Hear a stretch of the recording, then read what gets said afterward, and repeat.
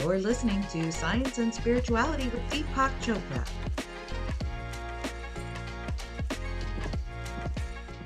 Hello, my friends. This is Dr. Deepak Chopra, and we're continuing our conversations with influencers, luminaries, sages, scientists, philosophers, psychotics. We're a motley group here, looking at reality from a different perspective. And today it's my great privilege, honor to bring into this conversation somebody who I've admired from a distance for decades, actually. He's also a common friend of a lot of common friends. But more importantly, I think he's the preeminent number one expert in the world on, guess what? Mushrooms. And I'm holding this book in my hand called Fantastic Fungi: How Mushrooms Can Heal, Shift Consciousness, and Save the Planet. The editor and contributor here is our friend Paul, who's joining us now.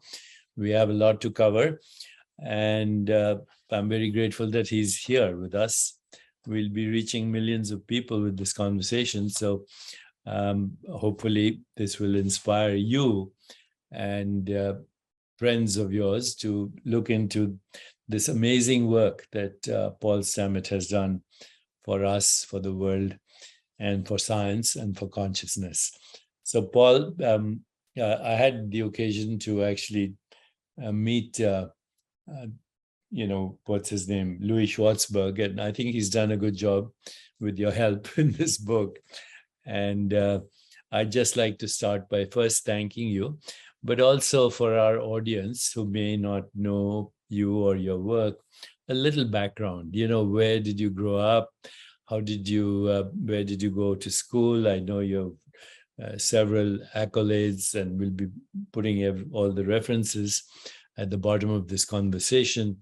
But a little bit about your personal life and, how you got into becoming who you are, this authority on mushrooms. Well, thank you for that very generous opening.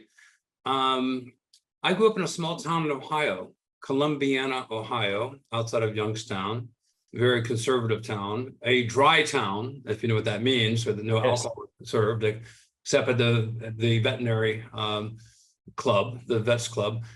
I grew up in a scientific family. I was the youngest one of 5 kids. I adored my brother John. He was my eldest brother, 7 years apart, and John went on to Yale, and so John was a serious scientist. In our basement, we had 3 or 4 rows of chemicals. My dad served on the aircraft carrier, the Intrepid. So we got the Intrepid aircraft carrier radio, the main radio for the aircraft carrier after World War II was in our basement. So my brother John was running all these serious experiments in chemistry, and he let me kind of play in the corner because I was younger, and I would tune into all these things, coded messages from behind the Iron Curtain. I strung a 200-foot long wave antenna with glass insulators in order to pick up long-range signals, and I was just fascinated, and I just lived in his shadow. And he went to Colombia and South America and Mexico and came back with these amazing stories of psilocybin mushrooms, and I was just blown away. And he lent me a book called Altered States of Consciousness. It was one of his textbooks. You may actually remember that book, Deepak, by Charles Tart. Yeah, I do. And it was a seminal book at the time because it was, and also speak to Andrew Weil, our dear friend. He wrote a book called The Natural Mind. But yes. Those 2 books were like kind of 2 pistons in the engine in exciting me. But the Altered States of Consciousness, my brother John lent it to me, and I voraciously read it. My friend Ryan, who was my best friend, he borrowed it, and I said, okay, you have to give it back. My brother John's going back to college, and he needs it. It's one of his textbooks. And Ryan said, no problem. I'll give it back to you in a few days. And a few days passed. He didn't give it back to me, and more days passed. And my brother John was pressuring me to return his textbook. And I finally just came to Ryan and I said, Ryan, I got to have this textbook back. My brother wants it. And he goes, I can't give it to you. And I said, why? And he says, my father found it and burned it. I said, your father burned my brother's book? I was in disbelief because his father was a very authoritarian, far right, conservative, didn't want his kids changing their consciousness for some unreasonable fear. So when that occurred, I was very upset, and I was so ashamed. My brother John was so disappointed in me because he entrusted me with this. But I like to take lemon and make it into lemonade. And I thought, if this was a causal thing to make Ryan's father burn my book, then I think I've found a subject matter I really want to pursue. So that's basically. And I grew up in a very scientific family. My brother went on to Cornell, where my dad went to. My sister, also went to college, and my twin brother and I went to a prep school called Immersive Academy. We got kicked out for marijuana, which was probably one of the best things that ever happened in my life as well. So I ended up in Washington State. I worked in the woods for 3 or 4 years, and then I went to the Evergreen State College. And I was fascinated with scanning electron microscopy, and I was living up in the mountains, and I was self-taught on the taxonomy of mushrooms. I tried to find psilocybin mushrooms. It was very difficult to find, but I immersed myself into the science of mycology, the study of fungi.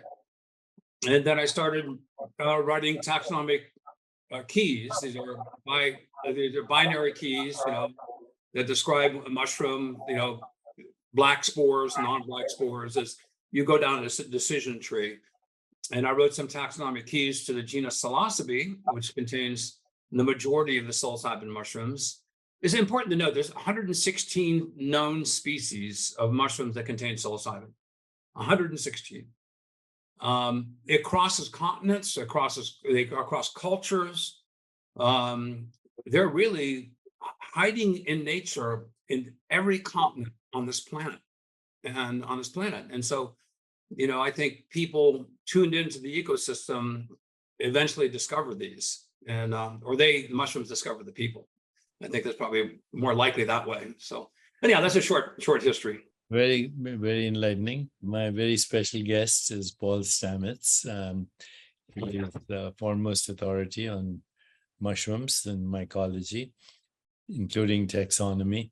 I'm holding in my hands a number of papers from scientific reports published in various peer-reviewed journals, but some of them very recent. And Paul has become the leading authority on all things mushroom. So let me share a little bit about my history, Paul, and then I want your comments, and I have some notes about what we can also discuss as this conversation goes along. So my first experience with anything psychedelic was the year 1972. I entered medical school in 1964, so it was 1966. And the experience was with LSD. We had Harvard professors visiting our medical school in India, which was funded amongst other institutions by the Rockefeller Foundation at that time. And there were 4 medical students visiting from Harvard, including their professor. And remember, this is before 1969, before the Beatles went to visit Maharishi and all that. But the word was out that there was interesting experimentation going on with psychedelics. So I was one of 4 people recruited from my class in Indians, along with the 4 Americans. And we went through 2 experiences. The first one was very scary to me. I lost my moorings and I lost my so-called identity. Deepak couldn't figure out who I was. But then the second experience, we were all looking at a poster or several pieces of art. But one of the posters I was looking at was Mother Teresa kissing children with leprosy. And the myth at that time was that when she lovingly kissed children who had leprosy, their wounds would heal. I can understand how that could have happened, but that was the prevailing conversation, that this deep compassion that she had would cure people.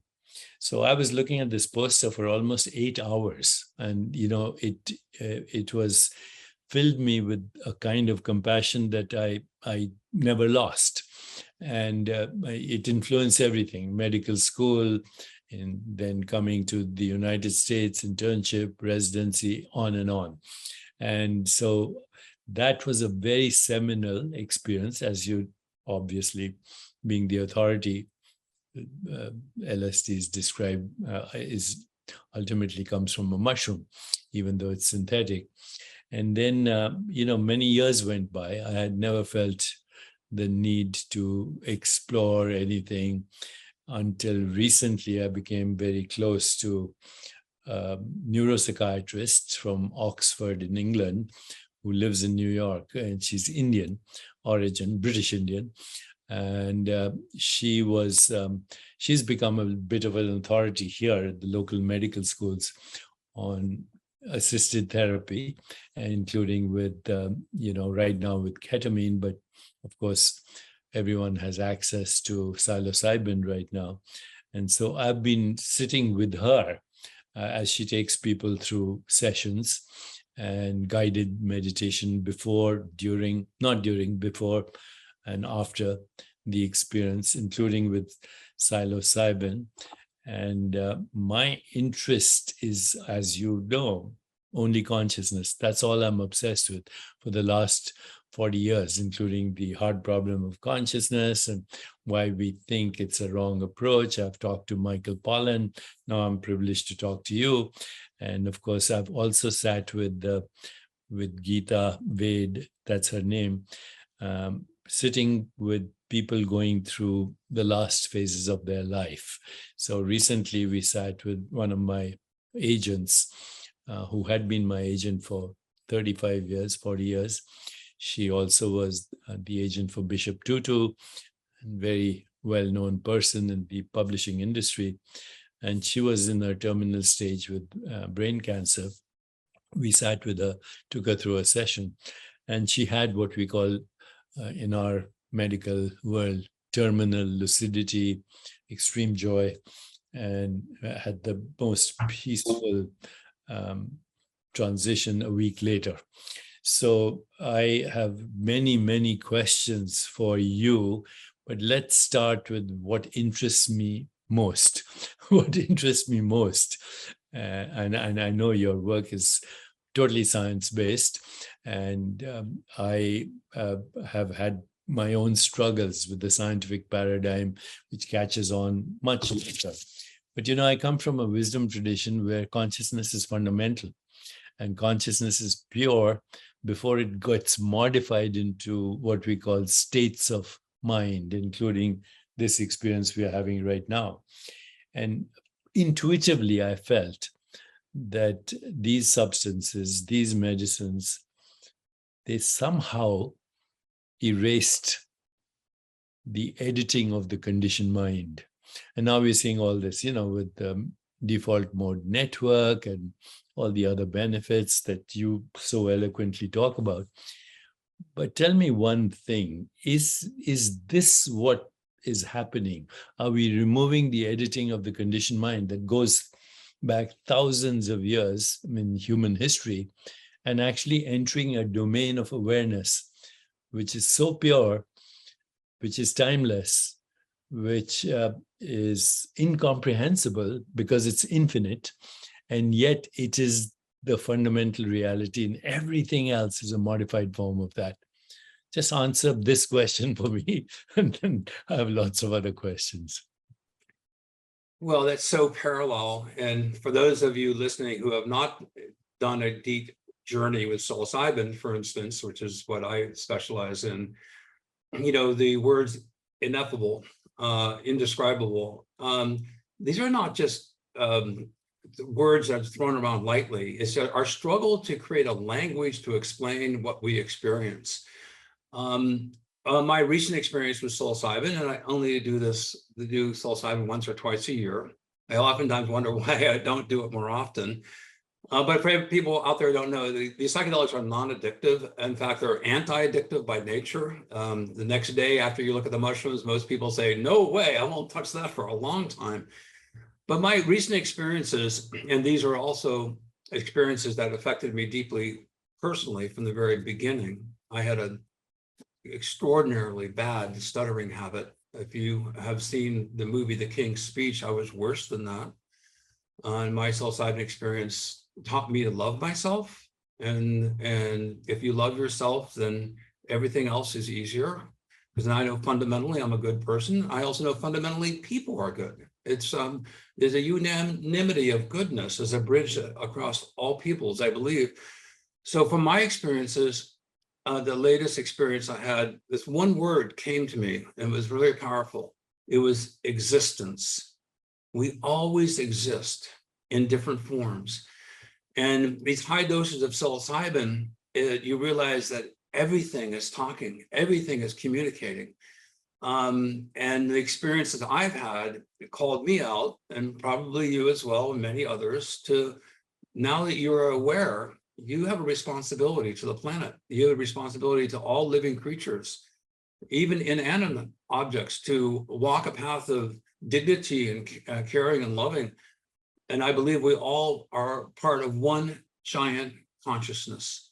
And this is something that it has come to me that so powerfully is that, and I feel better about my own mortality, realizing that from this organic matter I sprung, into which I return, it gives me a great solace that I'm just on this journey, and the human existence is one episode, one chapter in an exhaustive, endless book of experiences of existence.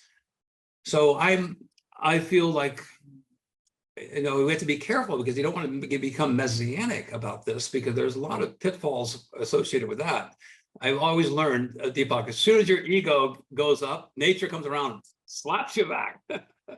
So I'm going to be careful, but I feel like I am a thought leader. I'm one of many generations throughout thousands of years, and we need to pass this knowledge forward.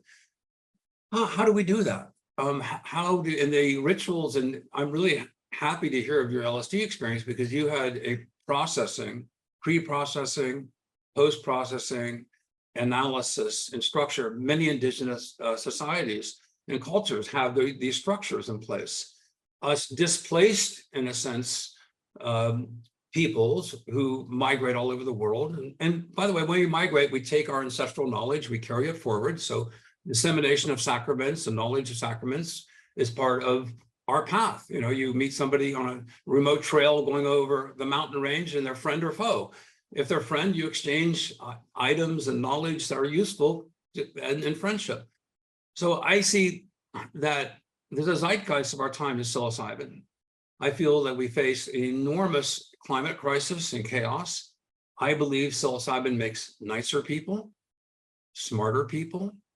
There are multiple meta studies that I like speaking about that have been reported that shows one psilocybin experience is statistically significantly related to a reduction in partner-to-partner violence, a reduction in crime, larceny, theft, burglary, and other crimes. And now with a large meta study, I think 200,000 people, there was only one psychedelic associated with a reduction of opioid use disorder. Only one, not LSD, not MDMA, not ketamine, psilocybin.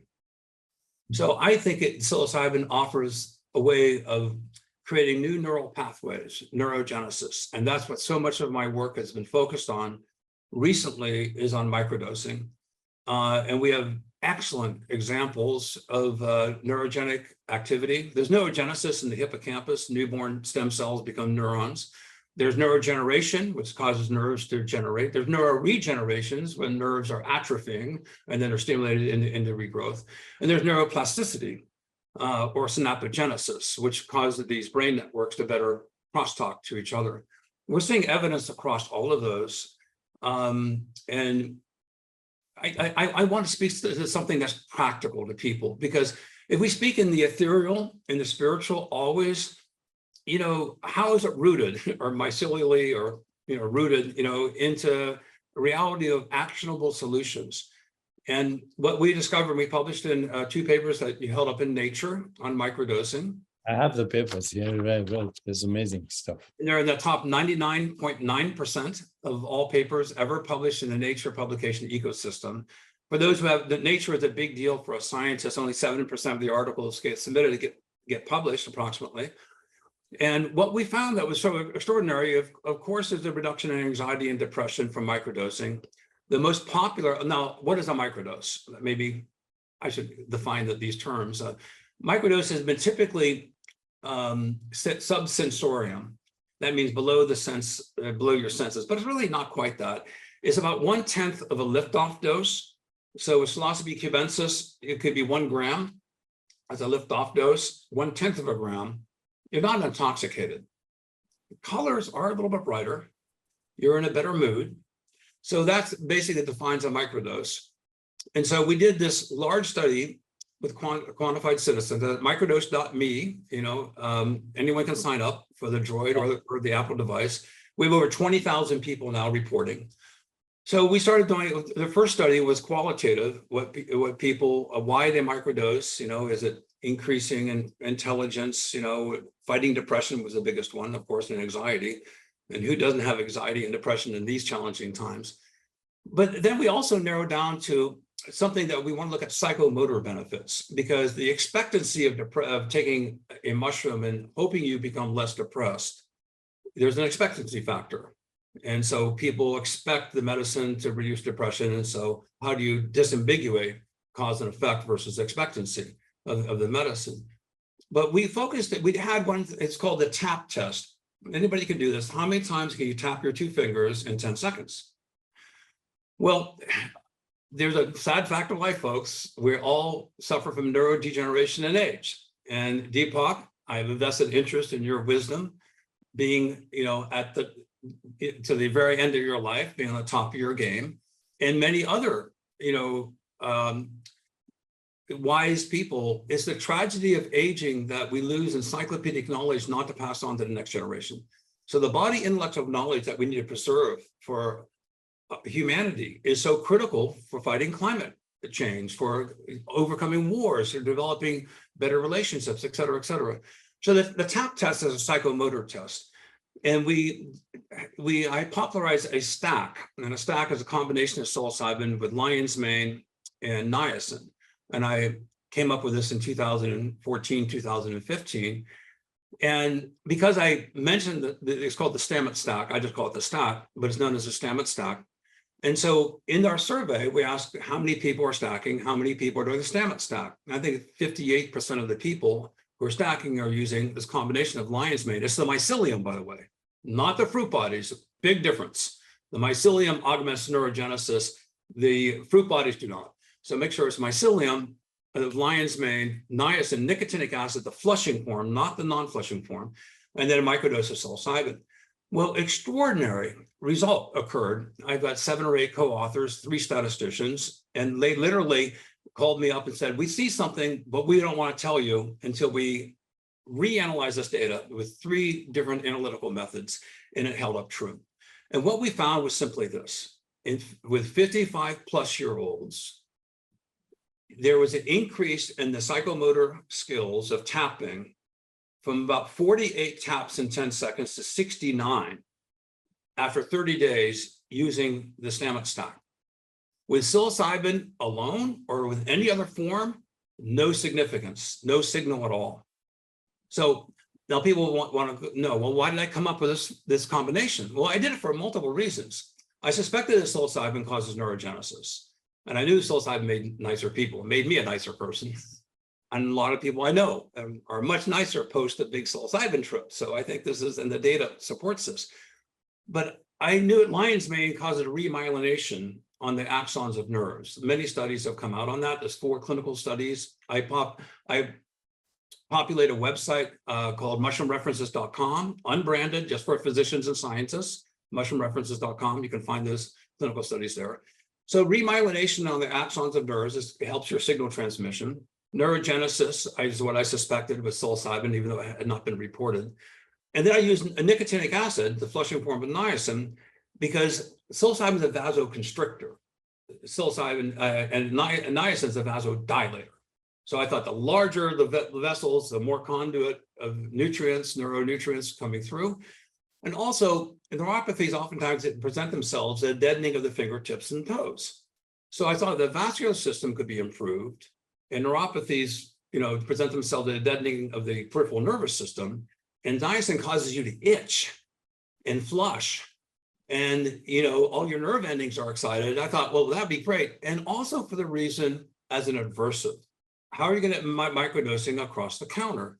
Everybody would like to macrodose, or a lot of people would. So by adding niacin, if you haven't done 400 milligrams, 500 milligrams of niacin, try it.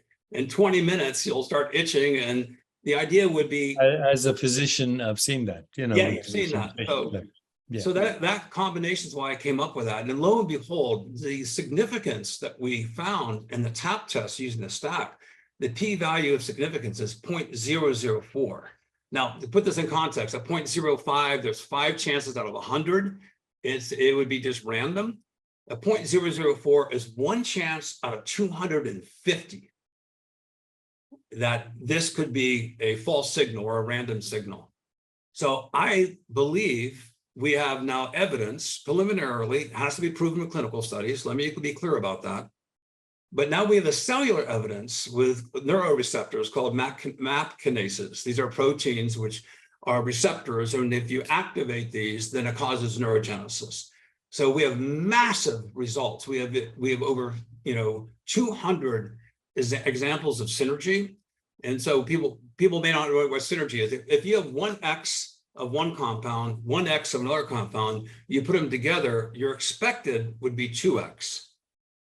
Well, we have 0 of one compound with these neuroreceptors, 0 with one compound, 0 with another compound in the stack. The activity is massive. So 0 plus 0 plus 0 equals 50 or 100. It's called synergy. That's why gunpowder. Biosynergy, yeah. Biosynergy, yeah. Yeah, so this is what I think I've really discovered, something that is evidence preliminarily, again, has to be proven in clinical studies, but very strong evidence, not only with the MAP kinases, these neuroreceptors, the neurites we grow in the petri dishes of neurons, brain neurons, we can see the activity increasing. And then the physical psychomotor tests, we have 3 pearls on the string of evidence that is leading to, looks like psilocybin mushrooms with lion's mane and niacin causes neurogenesis. And think about how many people could be saved from not falling. And when they're older, better psychomotor skills. I think about how many guitar players or piano players can be digitally agile. That's directly related to the TAP test. And I think it's potentially a game changer. I think niacin is a catalyst for many of these compounds that affect neurological health.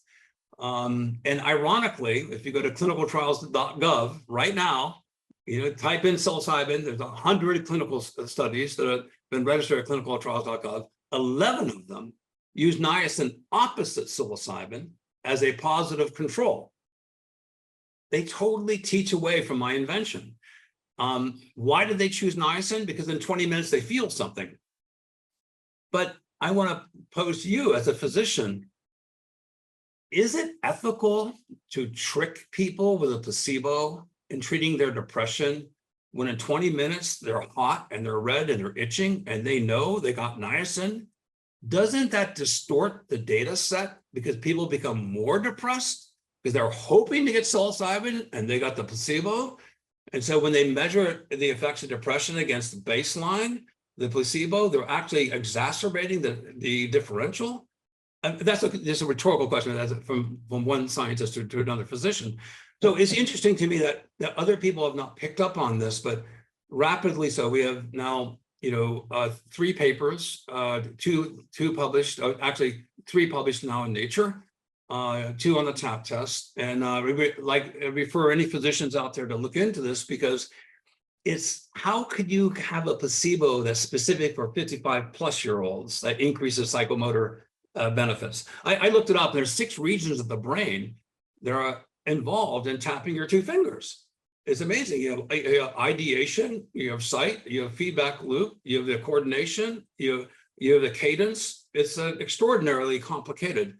It's amazing that humans even exist. We start looking at how much of these neural networks are involved for just doing the simplest of things. So this is what we're really excited about. We're planning our first clinical studies will be on Parkinson's, for which there's really no treatment. And then, of course, Alzheimer's, dementia, traumatic brain injuries, all of these use the TAP test as a standard test for measuring neuropathies and neurological decline or recovery.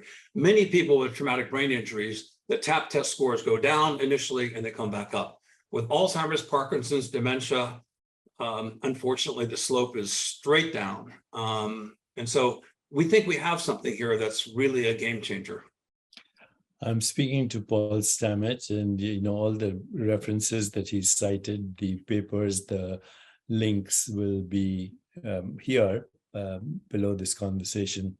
We'll make sure you have access to all the information that Paul is mentioning. So as you were speaking, by the way, about love and being nicer, if in the ultimate reality, we're all so inseparable, then love becomes the ultimate experience of unity consciousness. The Indian poet Tagore used to say, love is not a mere sentiment, it is the ultimate truth at the heart of creation. And so, you're paving the way, actually, scientifically, to say that love heals. And now we know that, the opposite of love, whatever we want to call it, fear, anger, hostility, guilt, shame, depression, does the opposite. Inflammation. We've done several studies through our foundation, even during the COVID pandemic, where those who were getting sick and those who were succumbing to disease, even the elderly, younger people, all had inflammation, depression, anxiety, and frequently didn't even know what their source of anxiety was. And yet the anxiety and stress was making them succumb to these inflammatory storms, that were getting these people into trouble. So here is my question to you. You've given us a lot of information, and I have it here on neuroplasticity, neuropathy, inflammation, healing, chronic illness, depression, mood changes, all of that. And we're going to make sure that people have access to that. I have some existential questions as well, because, in my Indian tradition, we go through 4 phases of existence. First 25 years education, second 25 years fame and fortune, third 25 years giving back. Now I'm going to be 76 in a couple of months. This is the time when we figure out what's going on, what's reality, what's the nature of the self. So as I've been exploring this in my own world with my own little, curiosity, I'm going to ask you a question. And let's not risk being blasphemous, but, in India, in the hymns of the Rig Veda, there are 2 chapters devoted to Soma. Soma is the elixir of immortality. And people are always trying to figure out what the Soma is. In fact, as a side note, when my father passed away and we were taking his ashes to the Ganges, my brother and I were in the cab that was going up to the mountains. And my brother at that time was the dean of education at Harvard Medical School. He's younger to me by 3 years. And as we were going up the Ganges, we saw these sadhus, and they were in what we call samadhi, transcendence. So my brother asked our driver, he said, what are they smoking? He said, ganja, sir, ganja. So my brother said, can we get some? And the taxi driver said, no, sir, you have to be enlightened. So with that introduction, you look at Soma in the Rig Veda and the hymns that are sung to this, whatever the substance is, but it tells in esoteric, poetic language, everything that I have here as a reference from you, everything that you have, it says so in poetry and in song and in verse. But then I started to think, the manna that dropped from heaven, and Moses fed the manna to his Israelites. Was that fungus? When Jesus converted water into wine, did the wine casks have fungus inside them? And this is not a blasphemous query, because what these substances are doing are probably returning us to our primal state of being or existence. And you said, we've had existence in many forms. Right now in my body, I can't even move my fingers or speak to you without the help of the genetic information of all my ancestors, and human ancestors, animal ancestors, microbial ancestors, all the way back to the neural networks that your friend Suzanne Simard talks about, the mother tree. So can you respond to my query? Well, you're asking a question that may not ever have a concrete answer because it's all hypothetical and speculative. But you touched upon something that many of us experts, when you have such an accumulation of symbols and legends and uses, it speaks to the same narrative. Now, because this medicine is so powerful in changing people's minds, that's what I told Michael Pollan, by the way, psilocybin mushrooms changed my mind. And because it's a disruptor to conventional wisdom, then it'd be natural for the teachers to guard these secrets in order to protect them. So they're cloaked in poetry and symbolism and folklore without revealing everything. But those you have gone to Islamic mosques, the shape of the windows are taxonomically perfect for a psilocybin mushroom. I went to Cappadocia in the Byzantine era, and post the death of Christ, the 2nd and 3rd century, 4th century.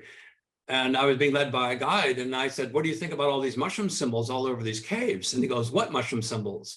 And I pointed out 20 of them, and he looked like deer in headlights. He just suddenly lit up. There's numerous examples throughout the world. The manna from heaven, the soma, all of these things. Well, that's interesting. It's fun to speculate, but the here and now, we can document this in concrete evidence. So that's not us trying to interpret the past and to get into a quagmire of dissenters and trolls and people who argue that it's not possible. Let's argue about what we can see as evidence today. Over 100 clinical trials going on psilocybin, approved by IRB boards, institutional review boards, that are vetted by scientists and physicians, and they're only approved if there is an urgent need, some promise of treating these illnesses, and low toxicity and availability. And psilocybin, every box there is checked. So, I mean, I could talk for hours about the speculation throughout history, but since the dawn of humanity, psilocybin, it looks like it evolved about 20 million years ago when it first appeared. But the psilocybin mushrooms have a unique habit of being trail followers. They follow the activities of humans.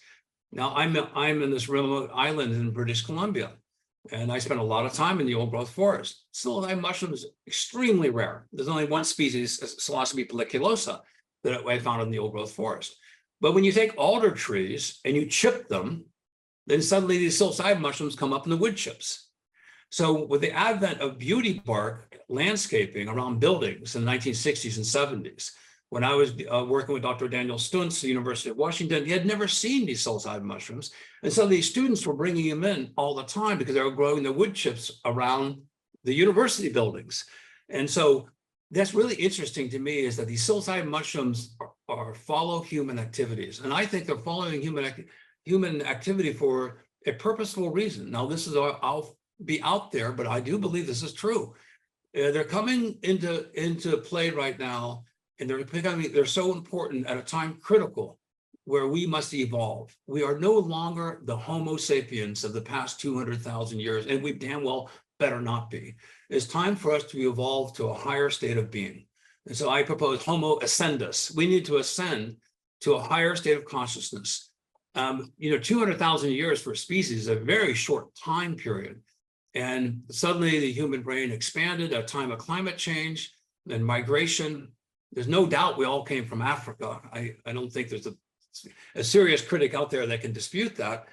And as we migrated, we carried the knowledge of psilocybin mushrooms, and peoples all over the world discovered these mushrooms. And when they have this experience, it is so transformative.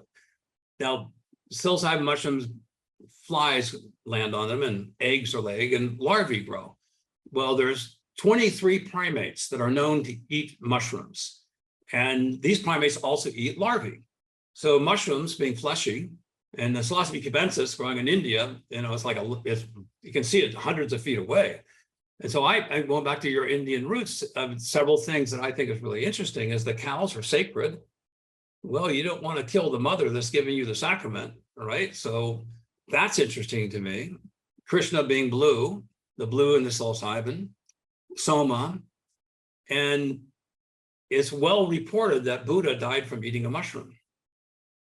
So I had a Buddhist priest tell me he went into a heightened state of consciousness purposely by ingesting the mushroom. And his last statement, when he was asked, who are you? Are you a prophet? Are you a god? Are you a messiah, messenger? He said, none of the above.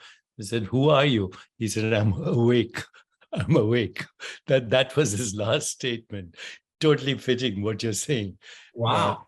Yeah, that was his final statement. They asked him, are you God? Are you divine? Are you messenger, messiah? He said, none of the above. He said, well, tell us who you are. He said, I'm awake.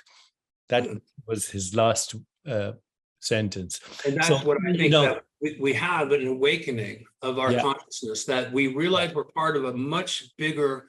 And what you're calling the awakening to the next species, I've been calling that meta-human, going beyond the ordinary conditioned mind that we call human. We need to wake up to that meta-human where we see the inseparability of existence. So, we can't go over a certain time limit for social media because we have to go everywhere. We will be publishing all this, the references and how to get to your various websites and so on. Now, coming from this amazing conversation to the mundane, I see a lot of patients with neuropathy. Some of them have neuropathy as a result of chemotherapy, or, they're taking tamoxifen or something like that. But, there are many, many medical drugs that are toxic that cause neuropathy. I'm also seeing all this new information on nicotinamide mononucleotide and these so-called what are they called? Signal molecules that extend lifespan. Do you think there's a role for psilocybin in not only treatment of neuropathy, but also life extension, along with other lifestyle measures, such as good sleep, healthy emotions, and so on? And lastly, how can we here, I have appointments now in several medical schools, University of California, San Diego, Mount Sinai here, University of Central Florida. How can we help promote your work? Not that you need more work to do, but this is so important. And in a way, you've also suggested that what the role that mushrooms play would facilitate the next evolutionary leap of humans, meta-human or ascendist, whatever you call it. And there was a final question, and that was on mechanism. Does serotonin have anything to do with this, or is entirely a different mechanism? And I'll stop there because we must finish in about 5 minutes. You asked me 3 questions. It'll take me an hour to. Yeah, I know. You're a walking encyclopedia. But let me try to go through this quickly as possible. It's unfortunate that the 100 studies and the many studies that have been published on psilocybin are on psilocybin, the molecule, where 99.9%, not an exaggeration, of people using psilocybin is in the mushroom form. We have found the psilocybin analogs have extraordinarily powerful anti-inflammatory properties in stimulating what's called interleukin-10 and interleukin-1 RA. These are anti-inflammatory cytokines. So not only it promotes neurogenesis, but it's bundled with a neuro anti-inflammatory. That's medically, as you know, unique to have cell division that it buffers down inflammation. So many physicians, University of Arizona Medical School, Dr. Andrew Weil, et cetera, are strong supporters of my work. I don't make medical recommendations, but you should absolutely source a supply of lion's mane from a certified organic, preferably US sourced facility. We have a host defense product line. It's at fungi.com. That is what is over 60% of the people in the Nature study. That is the most popular lion's mane product that's out there. So logically, it seems to be connected. Again, we don't know, and I'm not a medical doctor, so I can't make recommendations. But we're at an opportunity now with neuro anti-inflammatories, neuro regeneration, that this could be bundled in and further stacked with other conventional medicines.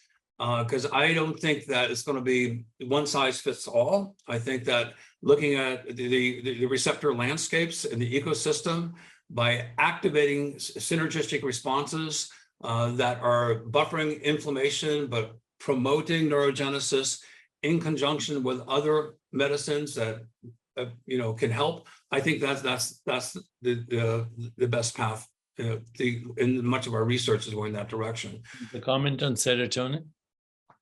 Pardon? Does it increase the activity of serotonin receptors? Well, psilocybin is a serotonin agonist. Yeah. So it substitutes. Yeah. But the reason why many of us think that macrodosing and microdosing are a nice pairing, because when you have a macrodose, you think differently of new neurological pathways. But then if you chase that with microdosing, you revisit those same new neurological pathways, you reinforce them. Dr. Roland Griffith's seminal study from 1999, 14 months later, the act of remembering the experience was therapeutically beneficial. Now, your memories are revisiting neurological pathways. And so the remembering of a positive experience was therapeutically beneficial. That's extraordinary. And when you're facing an immunological distress, we know that, as you speak to this, when you're happier, your immune system is at a better state of readiness. When you are depressed, you are literally immunologically depressed. And so if you can wake up the day excited and sharing with your family and being creative and artistic, you have optimism in this mind over matter that you and Dr. Andrew Weil speak so eloquently about. So I think this is potentially a game changer across a wide field of medicine to help people potentiate and to recalibrate, in a sense. It was not thought that adults, could grow new neurons, in the hippocampus related to BDNF, brain-derived neurofactors. Now we know we can. So I think this is a potentially game changer in medicine. Wouldn't it be wonderful if all of our elders at the very end of their life were intellectually intact to be able to pass the torch to the next generation? How much knowledge is lost when every elder dies that suffers from neuropathy and dementia? Think of the tragedy of the commons. And so I think all of us being thought leaders, and all of us listening are thought leaders, is so important to be able to carry our knowledge forward with dignity, courage, and kindness and love. And I really believe that when you open up your heart and you share love, you share kindness, you do things not as a transactional exchange of what is my benefit. By benefiting the commons, everyone benefits. And I think this is a game changer, again, at a time critical where we need to have a paradigm shifting solution. I think psilocybin could be the catalyst for that. My very special guest has been Paul Stamets, and we'll be talking about psilocybin, mushrooms, healing, anti-inflammatory effects, terminal lucidity, neurogenesis, and the future evolution of the human species. Just as an ending, I trained under a person called Seymour Reichland, and this is in the 70s. We were looking at opiates and receptors in the brain, and he's now 97. He's a neighbor to Andrew Weil, but he visits New York frequently and actually teaches at NYU when he can. 97, still if he finds a snake in his garden, he'll look for receptors and all that, and still argues with me about the hard problem of consciousness. So, Paul, this has been an amazing conversation.